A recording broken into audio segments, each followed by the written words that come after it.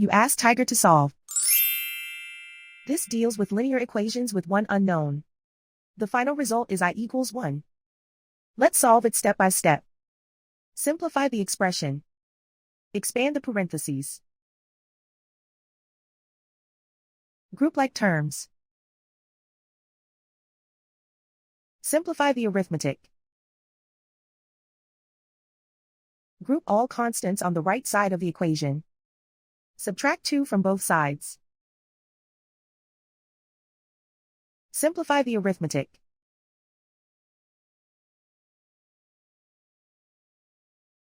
Isolate the I.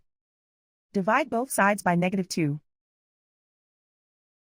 Cancel out the negatives. Simplify the fraction. Cancel out the negatives.